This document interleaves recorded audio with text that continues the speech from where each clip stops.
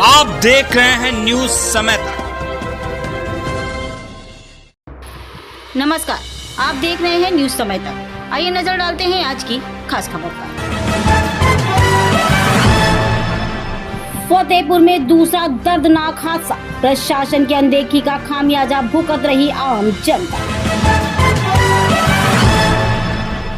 फतेहपुर जिले के गाजीपुर थाना क्षेत्र के ग्राम करसमा में एक बड़ा हादसा हुआ।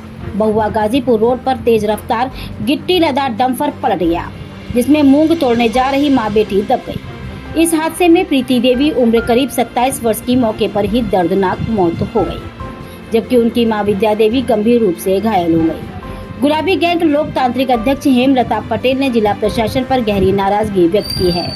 उन्होंने कहा कि पिछले एक माह से लगातार सामाजिक संगठन और सभासद प्रधान कह रहे हैं कि इस रोड पर भारी वाहनों का प्रवेश रोका जाए, लेकिन जिला प्रशासन ने संज्ञान में नहीं लिया। अगर जिला प्रशासन ने पहले ही संज्ञान लिया होता तो आज ये हादसा ही नहीं होता। हादसे के बाद गांव में मातम पसरा हुआ है, लोगों में गहरा दुख और आक्रोश है। गुलाबी गैंग लोकतांत्रिक अध्यक्ष हेमलता पटेल ने कहा कि कब तक जाने जाती रहेंगी, आखिर क्यों भारी ओवरलोड वाहनों को नहीं रोका जाता। पुलिस ने मामला दर्ज कर जांच शुरू कर दी है। थाना प्रभारी प्रमोद मौर्य ने बताया कि हादसे की जानकारी पुलिस अधीक्षक को दी गई है और मुकदमा पंजीकृत कर पूरी कार्रवाई सक्रियता से की जा रही है। हेमलता पटेल ने कहा कि पीड़ित परिवार को तत्काल मुआवजा दिलाया जाए और परिवार को न्याय मिले। उन्होंने चेतावनी दी कि अगर बहुआ गाजीपुर रोड में भारी वाहन नहीं रोके गए तो लोग सड़क पर उतरने को मजबूर होंगे। आज ही हेमलता पटेल जिलाधिकारी से मिलकर पुनः मांग रखेगी। फतेहपुर से क्राइम रिपोर्टर उपेंद्र सिंह की ये खास रिपोर्ट।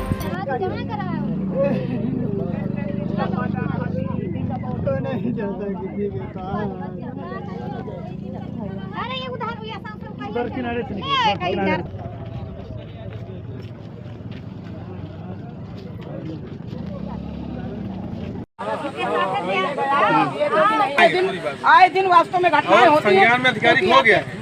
कप्तान साहब से सुबह बात हुई है, उनको भी बता दिए। सब कुछ सब अधिकारी जानते हैं और सब आपके साथ हैं। वही तो मैं कह रही हूँ कि सबको पता है इस रोड के बारे में। एक एक अधिकारी को पता है कि मैं कितने दिन से लड़ाई लड़ रही हूँ और कह रही हूँ। बड़ा वाहन यहाँ से निकले ही नहीं।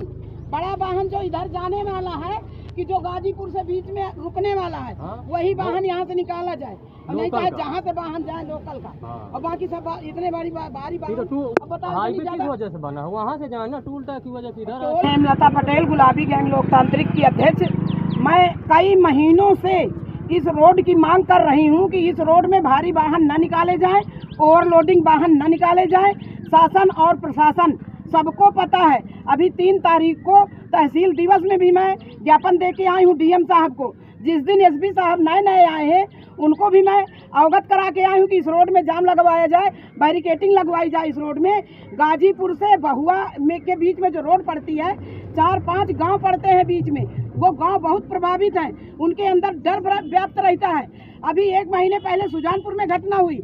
आज ये करसमा में माँ बेटी मूंग तोड़ने जा रही थी सुबह सुबह, तो एक ट्रक आकर के गिट्टी भरा ओवरलोडिंग ट्रक बहुआ की तरफ से आया है, गाजीपुर जा रहा था।